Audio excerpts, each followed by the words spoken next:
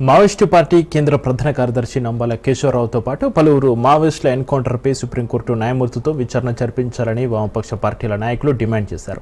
Operation Kagar నిలిపివేసి మావోయిస్టులతో చర్చలు జరపాలని RTC cross రోడ్స్లో వామపక్ష ప్రజా సంఘాల నాయకులు నిరసన తెలిపారు.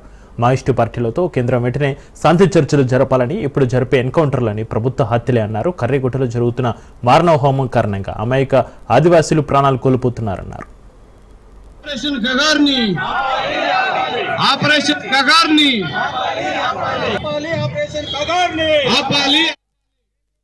జూలై 9న దేశవ్యాప్తంగా కార్మిక వర్గం సమ్మె తలపెట్టిన విషయం కూడా మన దృష్టిలో ఉంది. అందుకని ప్రభుత్వం కొన్ని సంస్థలను లేదా కొంతమంది వ్యక్తులను అంతం చేసి పబ్బం గడుపుకోగలుగుతాం అనుకుంటే పొరపాటు. తగినటువంటి గుణపాఠం నేర్చుకోక తప్పదు. ప్రజలు కళ్ళు మూసుకొని కూర్చోరు, ప్రజల హక్కులను కాపాడుకుంటారు అని చెప్పేసి హెచ్చరిక చేయదలుచుకున్నాం. మావోయిస్టుల ఎత్తుగడలతో మేము విభేదించవచ్చు, మావోయిస్టుల రాజకీయాలతో మాకు ఏకాభిప్రాయం లేకపోవచ్చు, దేశంలో అనేక మందికి ఏకాభిప్రాయం లేదు. కానీ ప్రజాస్వామ్యాన్ని తుంగలో దొక్కేటువంటి ప్రయత్నం చేసినప్పుడు, మానవ హక్కులను తుంగలో దొక్కే ప్రయత్నం చేసినప్పుడు, సహజ వనరులను బడాబాబులకు దారదత్తం చేయడం కోసం ఎలాంటి దాడులకైనా తెగబడతామనేటువంటి వైఖరి కేంద్ర ప్రభుత్వం అనుసరిస్తున్నప్పుడు దాన్ని ప్రశ్నించక తప్పదు, ప్రతిఘటించక తప్పదు, వ్యతిరేకించక తప్పదు. ఇది వామపక్షాలన్నీ ఐక్యంగా ఇస్తున్నటువంటి హెచ్చరిక. సుప్రీంకోర్టు న్యాయమూర్తితో విచారణ జరిపించాలి.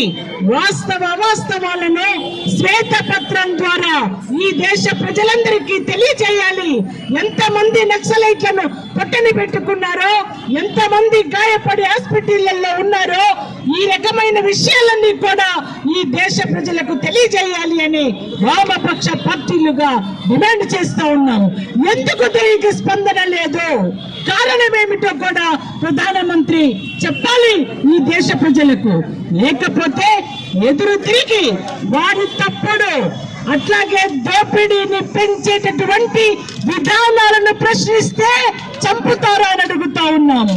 ఇటీవల కాలంలో జరుగుతున్నటువంటి మారణకాండ ఈ దేశంలో ఒకవైపున పౌర హక్కుల నాయకులపై, అట్లాగే నక్సలైట్లపై జరుగుతున్నటువంటి ఈ దారుణాలన్నీ కూడా చూస్తూ ఈ దేశ ప్రజలు ఊరుకోరు అని ఖచ్చితంగా ఈ పాలకులకు బుద్ధి చెప్పడానికి ముందుకు వస్తారు అన్న విశ్వాసంతోనే ఈ రోజున ఈ నిరసన కార్యక్రమాన్ని ఇటీవల కాలంలో వామపక్ష పార్టీలన్నీ కలిసి న్యాయబద్ధంగా, నిజంగా రాజకీయ వ్యవస్థ మీద విశ్వాసం ఉంటే ఎందుకు నక్సలైట్లతో చర్చలు జరపరు అని ప్రశ్నిస్తారు.